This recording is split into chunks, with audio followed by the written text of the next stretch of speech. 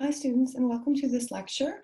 This is going to cover the Thematic Concepts unit 6, and specifically look at the key assignment within this unit. So if we're already in the unit, as you see here. If you scroll down, you can look at the overview and the unit objectives. What we really want to focus on with this lecture is the learning activities. So basically, for this assignment, you're going to be creating a PowerPoint presentation, and you're going to be turning that in as your final project. This is, rather than doing an essay that's just a written paper, this is what we can think about this as a visual essay. So you're making an essay in some senses because there's going to be text involved, but you're placing it into a beautifully designed PowerPoint presentation, and that's what you're going to turn in. This unit is also about connecting art to contemporary society. So because of that, there's a few readings that I want you to do in preparation for the assignment. The first reading, as you see here, readings, the first one is from chapter 6. So we haven't looked to the textbook for a little while, so make sure you go back to the textbook. Of course, you can find it here if you click on syllabus and book info, and then download it with this link. All right, back to the unit. So read that chapter, and then also I'm asking you to look at two separate websites. One is on modernism and one is on postmodernism. Both of these movements were covered in lectures prior, but this is going to get us thinking about those movements again and also allow us to look specifically at two artworks, one from each movement.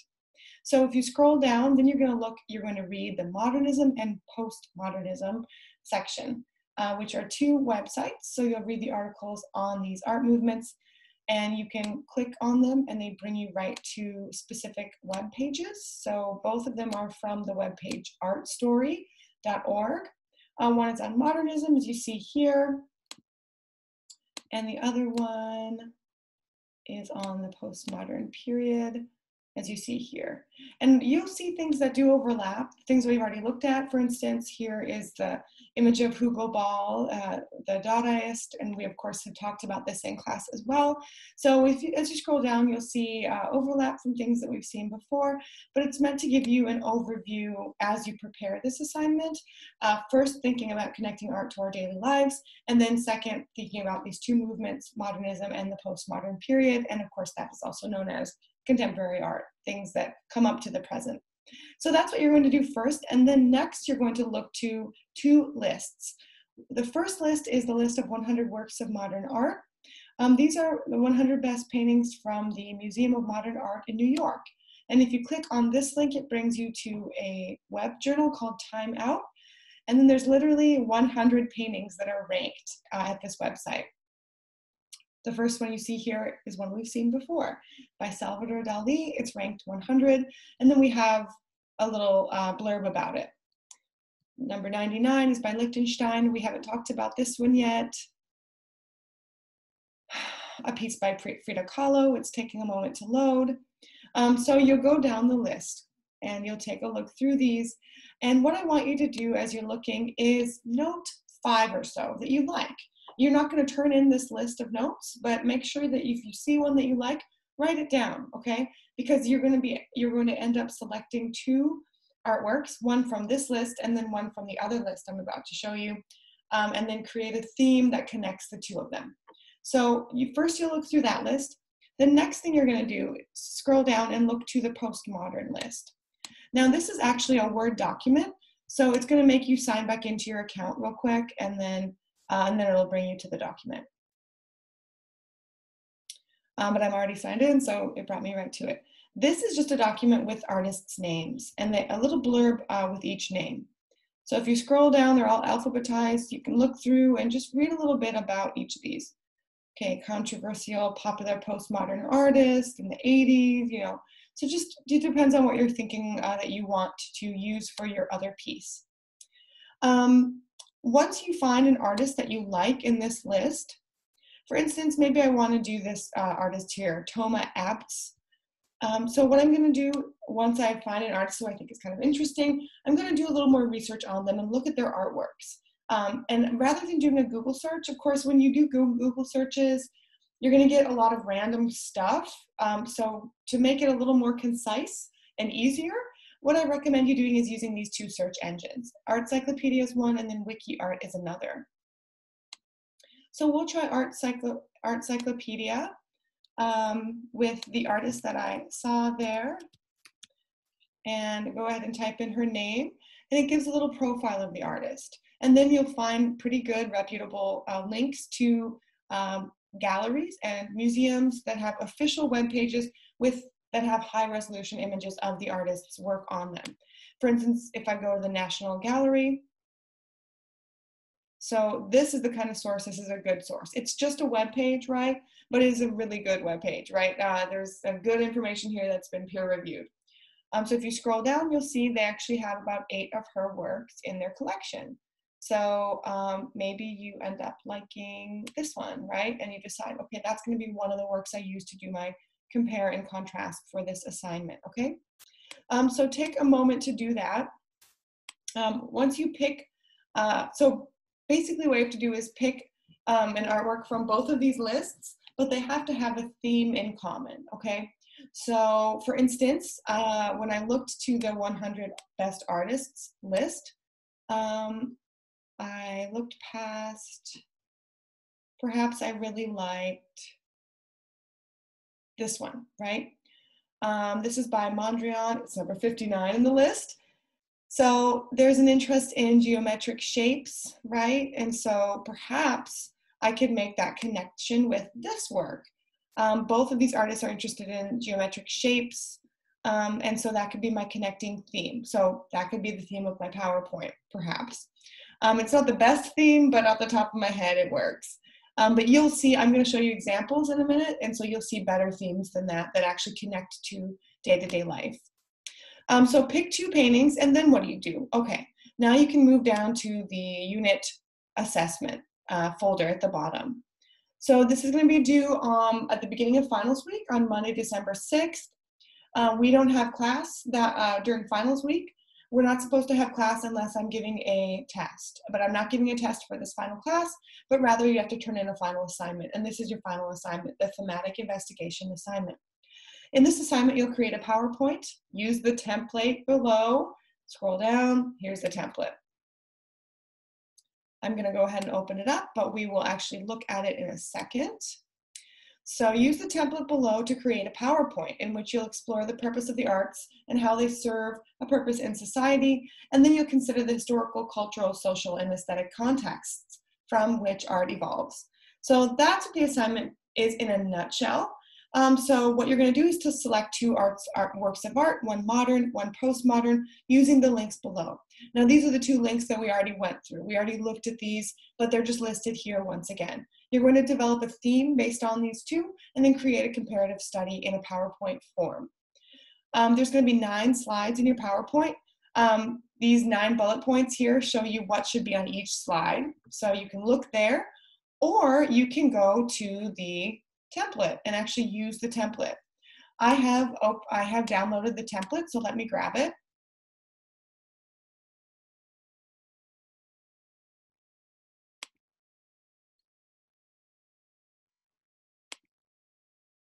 Okay, I'm trying to figure out how to share this. Sorry, everybody. Okay, I think I got it.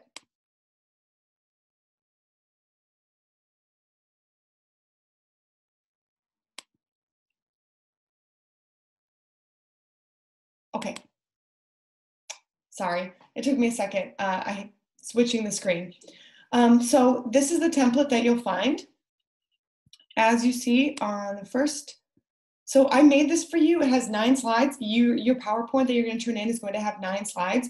What you can do is upload this and then edit it. So place your information into here and then delete all the stuff I put in it, right? So just replace it with your stuff, and then that's what you'll turn in. Title, so that's going to be your theme. Author, your name, right? Slide number 1. Slide number 2 is going to be about your research and target audience. So the first bullet point that you have here is going to be about your theme. What is the title of your PowerPoint? It's a specific theme. You'll talk about your research and the theme here in the first bullet point, and the second bullet point, you'll talk about your target audience. I've got notes below as well for these. So each of them has a word count. You should try to make it somewhat extensive, so it's like writing a paper in some ways, but into a PowerPoint. So at least 150 words, right? In terms of target audience, Who are you trying to reach out to with this PowerPoint? This is creating a PowerPoint for a group based on research and taking things from sources like the websites, placing them together, finding a common theme, and then presenting them to people. This is a really good skill for you out in the real world. So that is part of why we have this assignment in the course. So that's why here you're actually thinking about your audience. Who do you want to read this, and who do you think it's important to? Of course, I'm going to be the only one reading it. You're not going to actually have to present it, but you can talk about your audience here. For instance, perhaps you're thinking about a really broad audience, like everyone in society, I don't know. Or you can consider specifics, like maybe you're thinking about children, or maybe it's geared towards the elderly, or a specific culture, or a specific community, or people with specific experiences. So really it's up to you. Slide number 3 is just going to have your pictures on it. So comparison, it will say on the top, and then it'll be one of the pictures from the modern artwork and then the postmodern artwork. Both of these should be labeled with artist's name, artist's title of artwork, the medium of the piece, and the date. Slide number 4 is going to be a compare and contrast. So you're looking at the two, or it's going to be a comparison, looking at the two and thinking about how you would compare them. The same theme is here. What do you see? How do you see the artist using the same theme, but presenting it in different ways? Because these are artists from different cultures, different time periods. So a nice comparison using the language of art. And then the 5th slide, it's going to be just like the 3rd slide, but it says contrast. So both of the artworks once again, and here so just so you know, the whole PowerPoint, right? It's based on 2 artworks. There's not 2 sets of 2, but rather just 1 set of 2, okay? So 2 artworks that are being compared with the first couple slides and then contrasted with the later slides. So here you have the contrast, and on slide number 6, you have information about how you're contrasting, right? Thinking about, how do the artists communicate this theme differently, right? They look different even though they're the same theme. Is material and subject matter or media different, right? How is this theme being represented by the artist's time period and culture? How have things changed over time? Maybe it's the same theme, but it looks very differently. So how has time maybe changed how people approach such a theme? Number 7, this is going to be where you critically evaluate the works of art. And number 8, demonstrate your understanding of the impact of arts on culture currently. So what's going on today with this artwork? Make connections to the present. How does the artwork reflect today's society? Are there cultural, religious, and political beliefs that influence the artists and the artwork? What conceptual meaning is communicated, and how do you relate to the topic? So this is where you can actually write something about your own experience. Many of us, when we choose themes, we think of things that are important to us. So perhaps you have a specific perspective you want to share in this part of the PowerPoint as well. The very last slide is going to be your bibliography. So as with any kind of paper, this is a visual, this is going to be a visual paper. It's like a visual essay, if you will. And so you'd have a citation page in your paper, just like you have a citation slide here. And if you were giving a real presentation to people in, a meeting or something, if you were a leader in a meeting, you'd also want to have a last slide that had some sources on it so that people know that you actually are not just making this stuff up, that you've actually looked things up and you have credible sources. So you have to list at least 4 credible sources. Be sure to alphabetize the authors by their last name. You can use the assigned readings for your research, but they don't count towards your 4 sources. And make sure you use the style guide, so make sure it's formatted correctly. Don't just put a web page in there, www.whatever. Make sure that you actually use relevant information that can be cited. Author's name, if it's an article, title of the article, journal name, publication date, page numbers, web link if necessary, okay? So that's the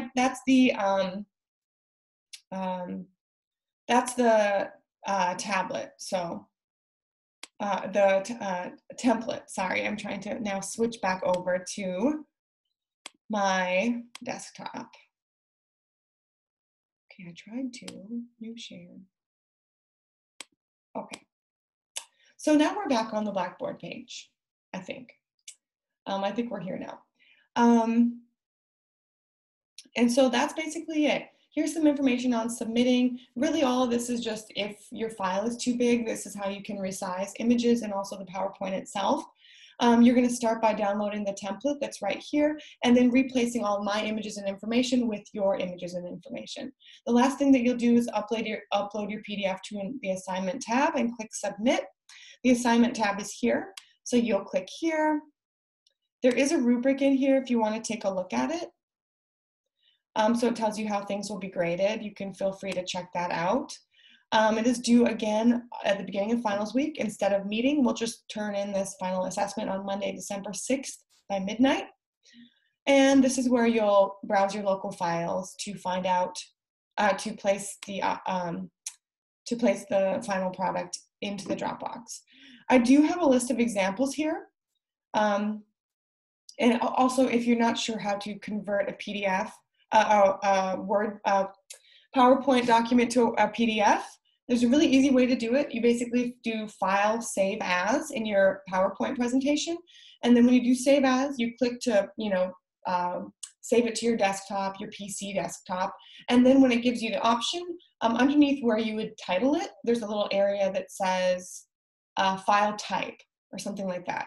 And from there, you would basically just open that box and select PDF instead of PowerPoint, and then you submit it, and that converts it on your desktop into a PDF file. I do have some really great examples. They're posted for you, so I'm not going to go through all of them. I'll just go over like 2 of them to keep the lecture short. Here's one that was really wonderful. This one got an A+. This student used gender norms as their theme, and they just found 2 artworks, just 2 images from the internet to put in the background. So the other part of this, 2 points of the assignment are for design. So if you don't do anything with design, if you just have a white background like I have on the template, you're not really doing anything interesting with making it into a nice aesthetically pleasing essay. So I want you to add imagery, I want you to use font, I want you to do something cool with it. So you can see the author, the person who created this, has just basically used a template, but it looks really nice, right? The title is here and the paragraphs are on this side. The first slide has research and then target audience. So the first paragraph is about gender norms. This is my theme and this is what I think about it. This is my research about it. The second part is target audience. I intend this to be for everybody, society, right? And then tell us why. One thing to note is make sure that the paragraph, the written aspect of this is in a good font that is legible. I don't want any weird fonts, no cursive. Make sure that it's Times New Roman or Garamond or something like that. The titles can be cursive or a different font if you want, but the things that I'm actually going to have to read, I want those to be easily legible. Here's the 2 artworks that this artist, this student chose. One is by Man Ray. It's a photograph from the modern period from 1920. It's a photo of Marcel Duchamp, who was an artist, right? He's the one who created the urinal, but he was also an early cross-dresser. So he cross-dressed in the 1920s when a lot of people didn't. And so he's seen here as his alter ego. He called himself Rose C'est la vie, this female alter ego, right? Going against gender norms, gender normativity, and gender roles. And that's the theme, right? And then the other one that we see here is by Kehinde Wiley. This is an artist we've looked at before, but you can see here he's replaced the typical female nude from the history of art with just a guy instead. And so placing a man into a woman's position is kind of breaking down gender norms as well. So both of these do that, right? And that's where the author found the theme. The next slide has the artwork comparison paragraph. The next slide has contrast with the 2 images again. And then contrast between artworks is the next slide. Self-interpretation of artworks is the next slide. And impact on current culture is the last slide before the bibliography and works cited page. So this one gets an A+. All these citations are wonderfully cited. These are really good sources. Well done. There's other ones here too, though, that we can take a look at. This one still got a good grade, but not as well as the other one. There's no design here, so the student has done nothing but made the background black. but they still have a lot of good information, so they still got a pretty good grade. Their research is on violence, so the first paragraph is on that, and the second one is target audience. This is a great comparison. They found two pieces that had to do with violence and war. One is by Picasso, and the other is a contemporary photograph by a contemporary photographer, James Natchtwey. And then the next one is your comparison paragraph, another slide with images announced as contrast, as you prepare me for a paragraph on contrasts between the artworks, and then the self-interpretation, the impact of the artworks on current culture, and the bibliography. Now this bibliography is okay, it's not great. There's 4 sources here, and of course that's all you need. But some of them are missing important information, right? This is really just basically a website, and I really would prefer if it actually had information about what was on that website, right? Maybe there's some written work that the author read on the website. Make sure you add that information. There's an encyclopedia entry, which I don't love, but I guess I can accept it. So if you're adding an encyclopedia entry, make sure you actually add the information, right? What edition of the encyclopedia are we looking at, right? What page number are we looking for to get the definition of this artist? So that kind of thing. Otherwise, a pretty good one as well. So that's all I'm going to go over today. There's a couple more, as you can see, examples. You can look at those on your own. Just note they all didn't get, the only one who got a perfect score was the first one we looked at. The other ones have pretty good scores, but they have issues with citations and sometimes the information and typos, but nonetheless, they're pretty good. They're A and B quality works, so still really good stuff. Let me know if you have any questions, and I hope to see you sometime in the future. This is the end of the semester, but I hope it was a good one for you, and I will see you next time.